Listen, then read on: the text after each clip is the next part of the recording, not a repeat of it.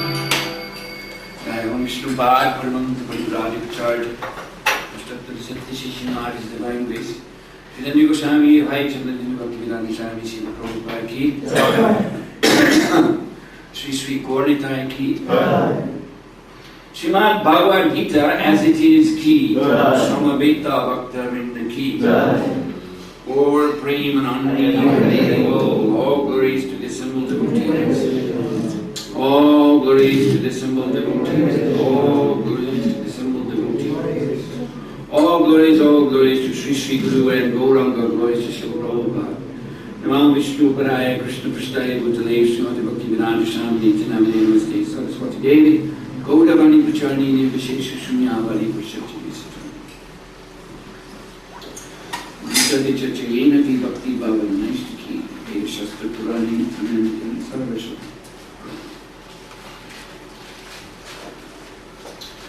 So this evening we'll read from Bhagavad Gita chapter 4, Transcendental Knowledge, text 11. Here Krishna says, Yeta mam prapadyante tamangstataiva bhajamyaham mama vardmano vartante manusha parta sarvashaha.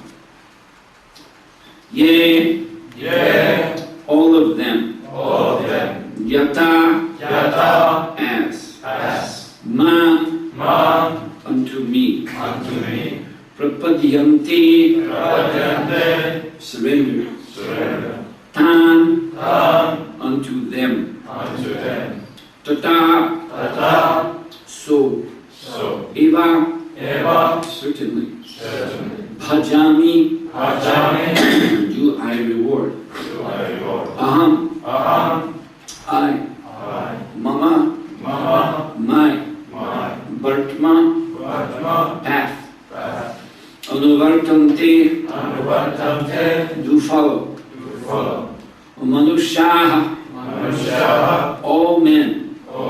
Partha, O son of Pritha. Sarvashaha, in all respects. Translation and purport by His Divine Grace, A.C. Bhaktivedanta Swami Srila Prabhupada Ki Jai. All of them, as they surrender unto me, I reward accordingly. Everyone follows my path in all respects, O son of Pritha.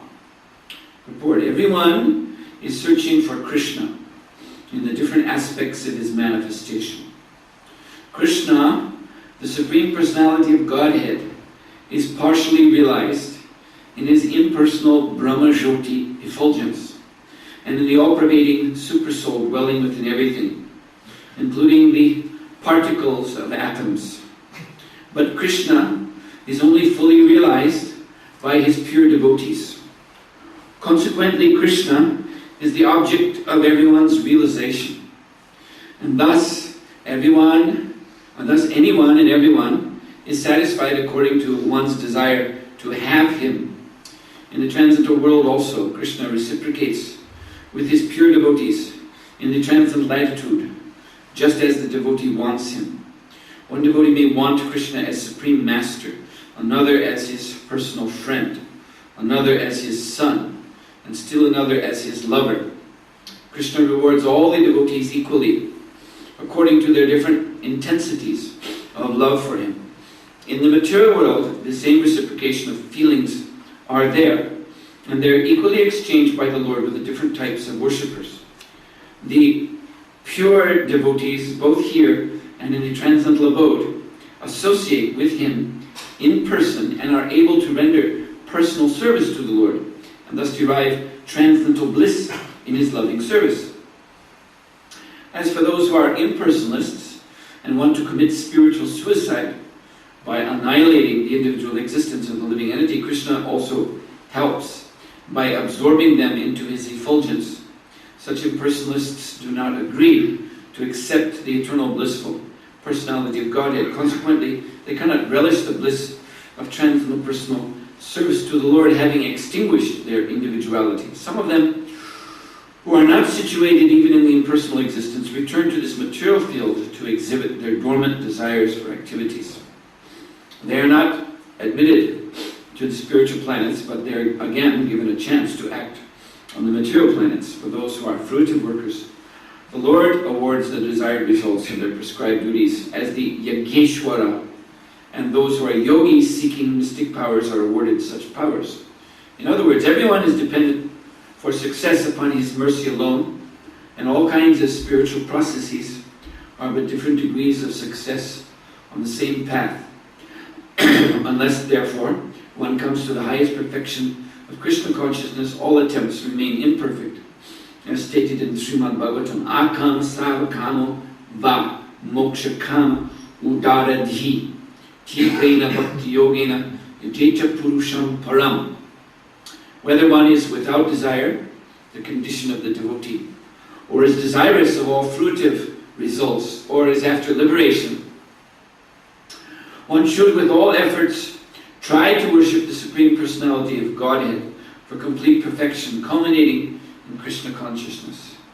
Srimad Bhagavatam 2:3-10. Liyatamam prapadyanti tamstataiva bhajamyam mama vartman vartante manusha partha sarvasha. All of them, as they surrender to me, I reward accordingly. Everyone follows my path in all respects. O son of Pritha, Bhukam Karoti Bhajalam, Bhagamanayate Grimya Kripatna Mande Sri Guru Nivataram. So it is important to note, first of all, that this is a verse that is widely quoted among impersonalists and among people of this New Age type of mentality. And the way it is translated for them is a bit different than Prabhupada's translation.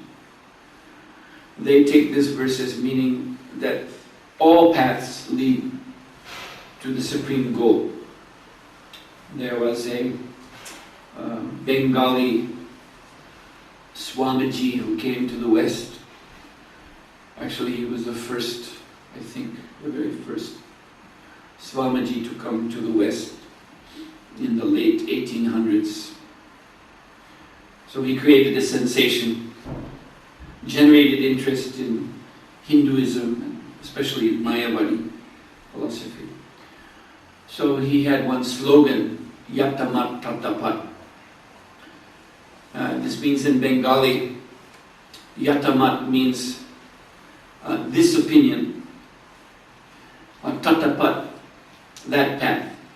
So in other words, anyone's opinion that becomes a path, you see.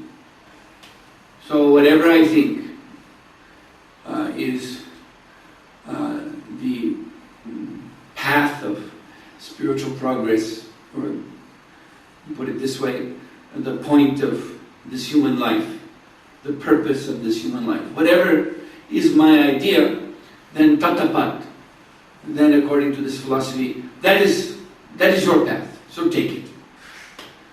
And there are this type of so-called guru who teach on this basis, that whatever you're doing, that is all right. You keep doing that, and you'll come to the same destination that everyone else is heading to on whatever path they have. So you can be a Christian, you can be a Muslim, you can be a Hindu, you can be a Satan worshipper, you can be an atheist, you can just be interested in sense gratification, have no philosophy at all. You follow that path. And in the end, like so many streams, you see, starting in different points, but gradually they flow down, down, down, and flow together, and finally they all reach the same sea. So this is the typical way outside of the Krishna consciousness movement that this verse 4:11 is interpreted. But here we see that Krishna is asking, surrender. And that is specific. Prapadyante. We're not talking about just some automatic flowing. See, whatever I'm doing pulled by my mind and my senses, that's going to take me to Krishna or to the Brahman. You see, and Krishna is just a figure that is invented to explain the Brahman. No, that's not what Krishna is saying. Krishna is talking about surrender. So he says, all of them as they surrender unto me. I reward accordingly. Everyone follows my path in all respects. So how to understand this? So it is the need, prayojan, of the living entity, of the jiva, to surrender. This we see. Everyone in this world is looking for something, someone to surrender their heart to. It can be, yes, another person, like in a typical love relationship, or it can be some cause, some ideal, but everyone, or it can just be motive, ignorance, sense gratification. Just like the other day I took a walk, and you have this park. We go down this street, and then at the bottom of this street there's a park. So I saw some finished sages there. And they were passing the bottle around. So this is also a kind of surrender. They're looking for something in that bottle, you see, to surrender to completely. They've given their life to that. That's why they're in that condition. So everyone is surrendering to something. So Krishna says, all of this surrender falls along one path. Now we have to keep in mind that when we consider a path, then there are two ways you can go on any path. Any road, you can go forward, you can go in reverse. So this is also the true of this path that Krishna is speaking of. We can go towards Krishna, or we can go in the opposite direction. Or we can stop at different points along the path. There are exits. like you see when you drive on the highway, freeway, whatever it's called, Autobahn, I don't know what you call it here. But you have these exit signs, get off here, get off here. So these big roads, they have a beginning somewhere, they have an ending somewhere, but there are so many possibilities to get off. So we have to keep that in mind when considering Krishna speaking of this path. But it is a path of surrender. So on one side, there is Krishna. There is Adipurusha, Govinda. And on the other extreme end, there is Maya, the material energy, which Prabhupada very interestingly said is Krishna's smile. Maya is simply Krishna's smile separated from him. Or we can think of it in terms of reflection. Abhas, in the Bhagavatam, the material energy is described with this term abhas, which means reflection. So Krishna's smile reflected. And so in this sense you can see everyone is, it's very, very true what Krishna is saying here. Everyone is seeking to surrender to Krishna, even those who are going in the wrong direction, away from Krishna towards Maya. They're being drawn in that direction also because of attraction to Krishna, but it is perverted. That attraction is perverted. And perverted means it is corrupted by the influence of the modes of material nature. Krishna says later in this Gita, Purusha Prakriti Stohi, speaking of the living entity, addressing him as Purusha.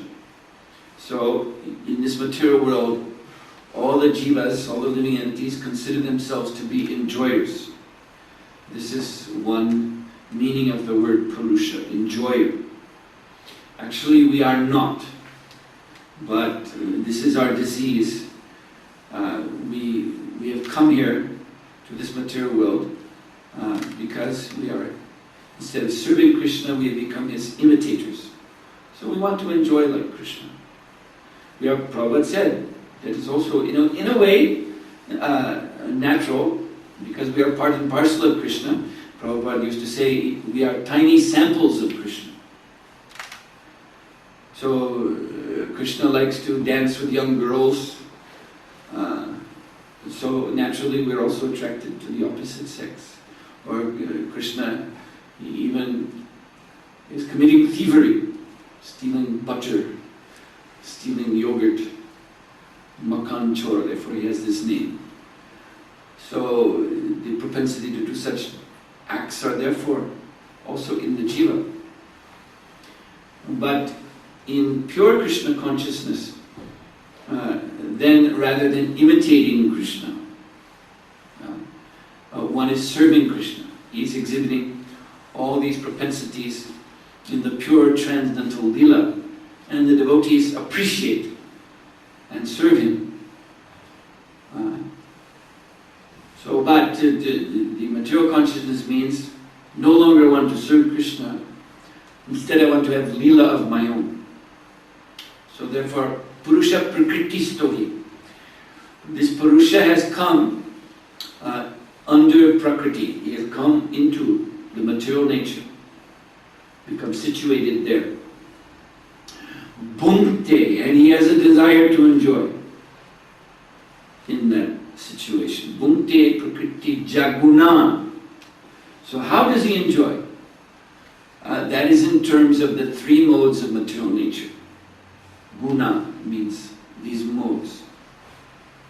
So, Bhunkte Prakriti Jaggunan Karanam Guna Sangasya. And so created by that association with the modes of nature in this mood of enjoyment, Sodasod Joni Janmashu. One has to take birth again and again. Shodashod means sometimes in a what is considered a good position, a good birth, a good situation. And other times asad, in very bad, heaven and hell. Svarga, Naraga. Svarga means heaven, Naraga means hell. Of course, even in heaven, because that is also within this same consciousness of being a separate enjoyer from Krishna, that is no advantage. Simply another material situation, another position within illusion. And they're ever changing, sometimes in heaven, and then sometimes going down to hell, then to earth, then to heaven again. Round and round and round, the wheel of birth and death. Yes, so, bhunte, we desire to enjoy. Bhunte prakriti jaguna. But that desire has been captured by the modes of the material nature. So, then this desire to enjoy, which actually, you see, ananda, happiness, pleasure, that is constitutional in the soul. It is not wrong that we like to be happy. That is not wrong. But when we want to be happy in terms of the modes of nature, that means we are entangled in illusion. We are entangled in Maya. And what is at the back of that is this defiance of Krishna, this assertion, this determination, I will not surrender to Krishna. But as this verse is saying, oh no, we must surrender to Krishna. But as Prabhupada told us, you can surrender directly or indirectly. But we are das, we are servant, we are Krishna das. We are always servants of Krishna.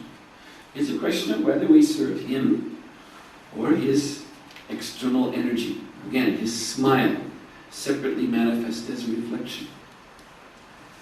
So when we desire to enjoy in terms of the modes of material nature, then some of us are trying to imitate Krishna in the mode of goodness, and this finally brings us to, at the most rarefied state of that imitation in the mode of goodness, we come to what Prabhupada mentioned here, the impersonalists who merge into the Brahmajyoti and lose their individuality. You'll find later in the 18th chapter of Bhagavad Gita, Krishna speaks of knowledge in the three modes of nature. So we can just hear. In accordance with the three modes of material nature, there are three kinds of knowledge, action, and performance of action. Listen as I describe them. This is text 19 of chapter 18. So, about knowledge, text 20, Sarva Bhuteshu Yenaikam Bhavam Avyayam Ikshate Ovibhaktam Vibhakteshu Tojganam Vidi Sattvakam. That knowledge by which one undivided spiritual nature is seen in all existence, undivided in the divided, is knowledge in the mode of goodness. This is oneness. Very clear. So, this endeavor to imitate Krishna in the mode of goodness, this is where it finally comes to. One can emerge into the impersonal Brahman. I think I said here the other day, it is very much like being blinded by a bright light. You can see sometimes, I suppose here, yes, this country is famous for reindeer. So, also in the United States, they have deer in the forest regions. So this happened to me once on Sankirtan. We were driving on some lonely road somewhere in the deep forest, and I don't know where it was, Montana somewhere, in the night trying to get to the next city, and a deer stepped out in front of the car. And the deer was blinded by the headlights, so just stood there. Just stood there. It was quite dangerous. We managed to steer the car out of the way of the deer without having an accident, but it was very dangerous. So this is quite a bit like what happens to the living entity when he enters into that glaring effulgence of the Brahmajyoti. He simply becomes hypnotized by this sat potency, this potency of eternality, and loses all sense. The deer also. You can obviously see if the deer was aware of its individuality, that I am here, well, it wouldn't stay there because the car is coming. But the deer had just blanked out, totally blanked out, just looking at that light and lost all thought of anything apparently. So this is what happens to the jiva. Merges into the jyoti, this light, and loses all sense of itself. So, but this is still, Prabhupada called this, even though it's a spiritual position, Brahmajyoti, Prabhupada called it the last snare of Maya. This is still Maya. It is spiritual Maya. Transcendental Maya. Because in that situation, there is no service to Krishna. This is where Maya actually ends. Maya actually ends where service to Krishna begins. And in Brahmajyoti there's no service to Krishna. So therefore, like Bhagavatam says, Aruya Krishna Paramparam Tada Patanti Abho Nabdrita Yushmad Danangre. This adho means to come back down. Because the living entity is constitutionally das, servant, and a person, and must surrender to someone, something. Therefore, he's not satisfied there. He may stay there a long, long time. But then his own inner desires will again awaken and he'll come back down. Unless by the grace of a pure devotee, he is able to advance from the Brahmajyoti. Sometimes that happens. It is said in the holy city of Varanasi, which is the city of Lord Shiva. There's a great temple of Lord Shiva, the main temple of Varanasi. There the deity is called Vishwanath. Vishwanath Chakravarti Thakur, one of our great acharyas, has that name. So Lord Vishwanath, it is said whoever dies within the jurisdiction of Varanasi will attain liberation. So one may wonder, how is that possible? Because this is the city of Lord Shiva. And Lord Shiva himself declares, Muktir Hedonyata, no, what is that?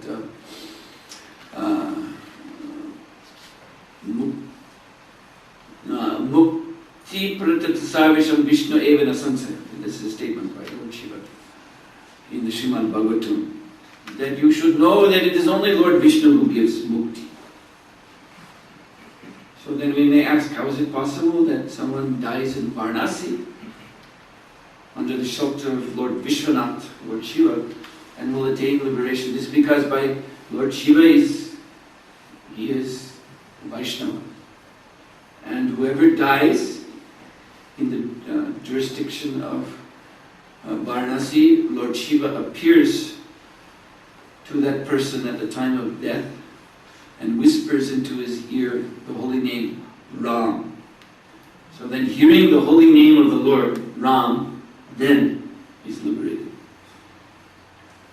So otherwise, yes, this Varanasi place, this is where all the impersonalists flock. This is want to meet an impersonalist, go to Varanasi. There's so many gathered there, and they have their impersonal discourses. And there's also Chaitanya Mahaprabhu was there, and that's where Prakashananda Saraswati was presiding over the impersonalists at that time and criticized Mahaprabhu. What kind of sannyasi is this, singing and dancing? This is not what we do. We sannyasis, we study Vedanta, we meditate on Brahman, we do not dance with fanatics. So this Chaitanya, he belongs to our Bharati Sampradaya, but he has fallen down. This was his criticism. And as we know, Mahaprabhu met these Mayavadis and got them all to chant Hare Krishna and got them to realize the higher truth of this Achincha Bheda Bheda Tattva philosophy over impersonalism. Yeah, so Varanasi is a place where everyone is in their thoughts merged in Brahman. But still, by the grace of Lord Shiva, from that impersonalism, they actually can enter Vaikuntha by hearing the holy name of the Lord chanted by the pure devotee. So that is there, but those impersonalists who are not so fortunate, they come back down, according to Bhagavatam. So, yes, so this is in the mode of goodness. This is where the imitation of the Lord ends in the mode of goodness. Then in mode of passion, Krishna says in the 3rd chapter of this Gita, Kama Esha Krodha Esha Rajo Guna Samudbhava. So Rajo Guna means mode of passion, Samudbhava means born out of. So what is born out of the mode of passion? Kama Esha, and then Krodha Esha. So Kama means lust, sexual desire, and then Krodha follows. Krodha means anger or frustration. And Krodha follows behind lust. And this is what comes afterwards. So this material civilization we have today, Prabhupada, so often commented, is totally merged in Rajaguna. And actually Krodha, anger, is symptomatic of Tamogun. So these two lower modes, Rajagun, Tamogun. You can't really have Rajagun without Tamogun because it follows right behind it. But as we see in such a city as Helsinki or any other major capital, large city of this world, this Western world, everyone is very busy working to inflate their importance, to impress others with money, with power, with position, with bodily beauty. And all of this is for sex, calm. And this is why they're doing this. So this is what it means to imitate Krishna pervertedly in the mode of passion, because Krishna exhibits the Adi Rasa. This is the original form of, Prabhupada used the term sexuality, the original form of sex psychology, actually, Prabhupada said, is there in the Lord Himself. But again, that is Sat Chittananda, eternal, full of knowledge, full of bliss.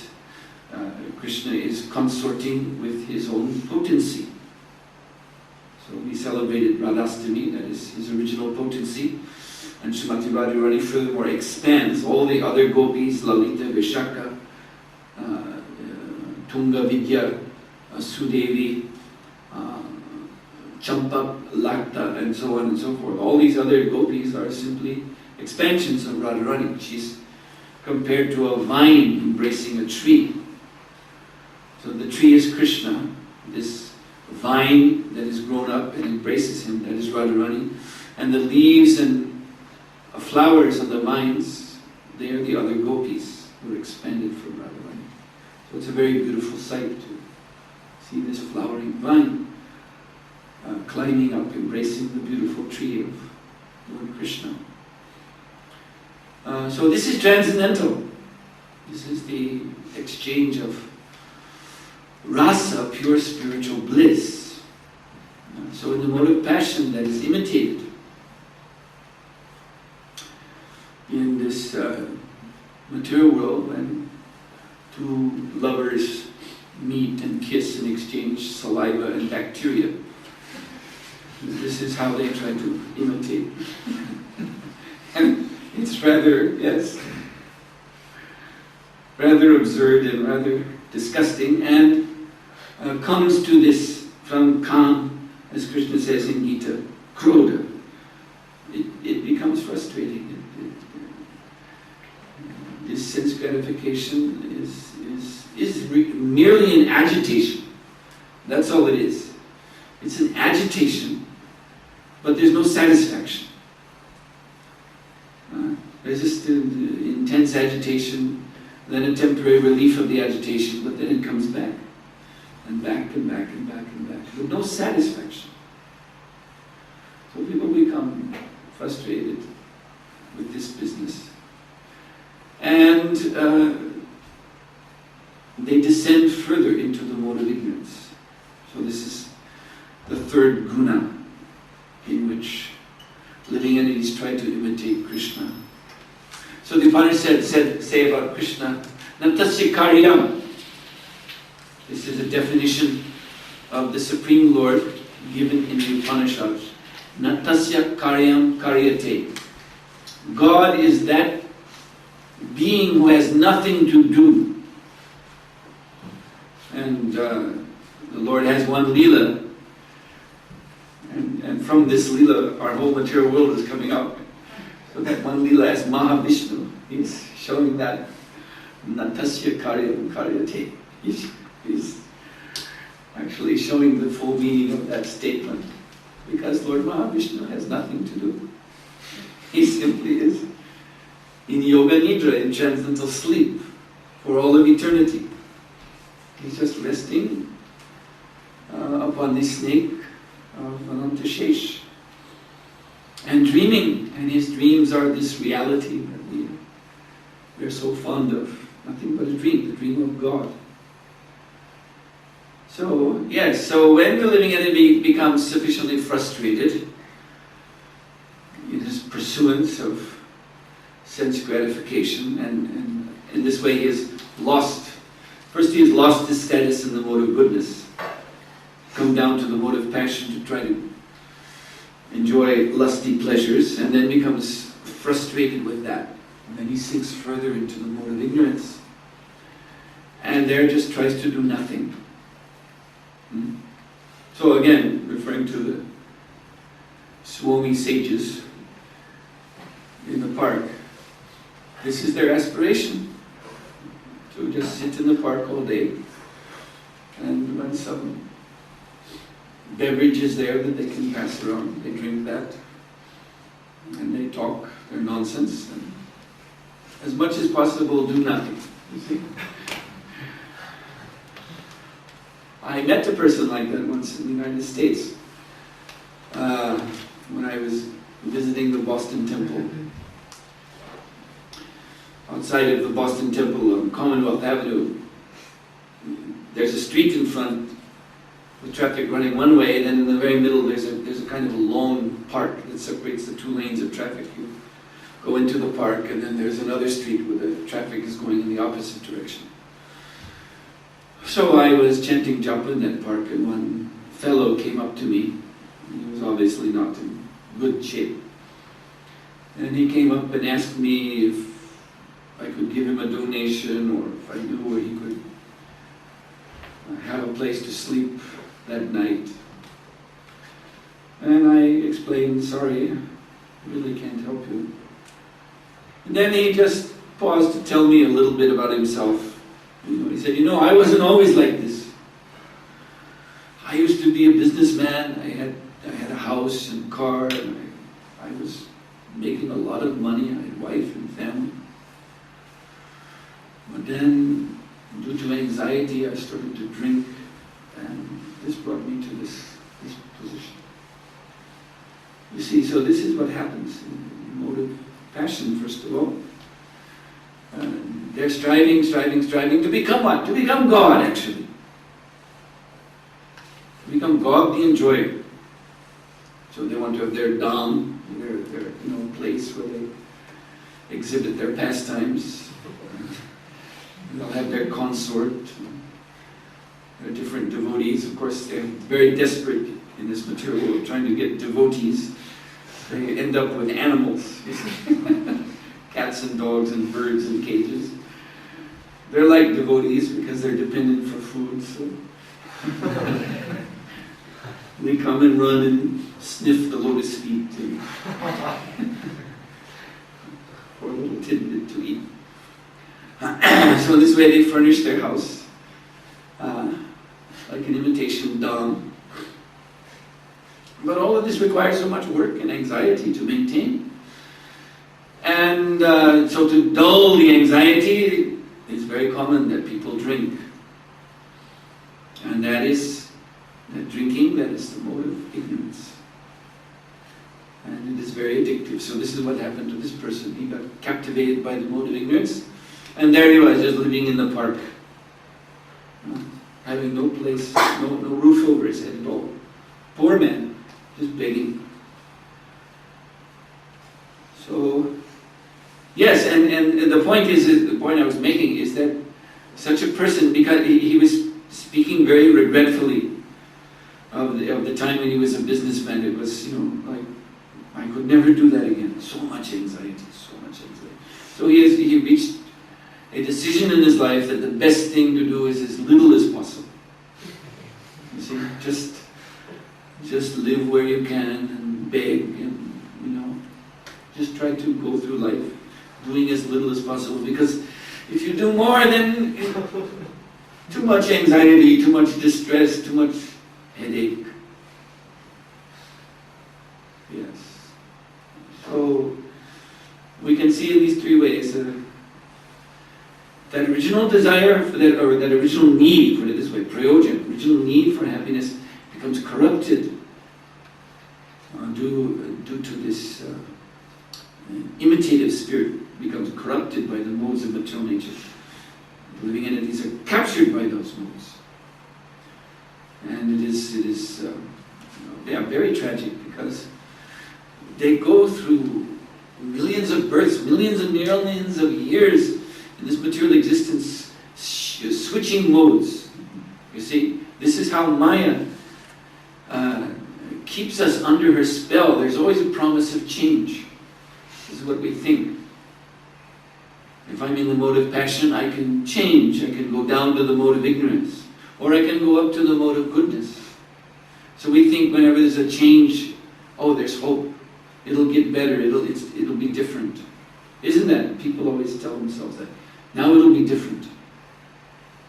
You see, but until we can get rid of that imitative spirit in the heart, it will never be different. And the point is that we cannot get rid of it ourselves. This is the thing that really, you see, because in this Western world in particular, this whole Western culture, Euro-American culture, is so much rooted in individualism. And this is, believe me, a great disqualification. Although this is practically, a religion of modern men today, modern people. Individual, think for yourself, make your own decisions. And they criticize the movement like the Hare Krishna movement, because you all, gather together fearfully, waiting for the authority to tell you what to do. Don't dare decide yourself what to do. This is not good. But this individualism is this is no formula for success in spiritual life. Because when we look at it, if we look at it from the point of view, I gave here previously a lecture or a seminar on the psychology, the philosophy of mind given in the Bhagavad, the Vedic scriptures. So our decision making, our mental processes, what we are consciously doing in our mind, that's only in the surface mind, you see. And that's only a small percentage of the total fund of our consciousness as living entities, as spirit souls. The majority of our consciousness of what we are as spirit soul is submerged in this subconscious, which is actually primordial tamoguna. So much of what we are is unknown to us. It's locked down in the basement of the subconscious mind. That's where all the desires are stored. That's where our relationship with Krishna is there. It's there, but it's submerged under ignorance. Because we have chosen that ignorance. We have chosen to forget Krishna. Yes. So this little room we have in our head that we call the mind is just a fraction of our conscious willpower. Consciousness ultimately comes down to this willpower, the power of choice. Choices are made by conscious beings. A machine doesn't make choices. That computer in the office doesn't make choices. It just enacts what we choose. We make some choice and type it into the keyboard. Like when you're on the internet, you choose to go to this or that website. And then once you type it in, then the machine automatically takes you there. But the machine has no consciousness, so it won't, when you sit down there, it's not going to ask you. You see, so where do you want to go on the internet today? Tell me. You see. So this is essential. Choice, willpower. But our willpower, our power of choice is mostly submerged in primordial ignorance, in the subconscious. We have no access to it. You see. So these choices that we make within the little sphere of our surface mind these are choices. This is what we mean by the mental plane. They're made on the mental plane. And the mind is so flickering because it is subject to forces from below over which it has no control. So we make, some decision in our mind. Now I'm going to be a serious devotee. But if that is just our, individualistic decision making, now I will be a serious devotee, that is going to be kicked over. Like that Shankashura cart. This is Krishna's Kumar Leela, boyhood, childhood Leela. Mother Yashoda placed little baby Krishna under one cart that was filled with utensils. And there was also a demon that had hidden there. So Krishna with his little legs, this baby will kick. So Krishna was kicking his legs. But because even as a little child, he wanted to kill this demon. So with his little foot, he kicked the cart, and that cart flew over. All the utensils, all the pots, everything. The whole cart crashed on this demon and killed him. And then everyone, Mother Yashoda, all the older gopis were coming, what happened? And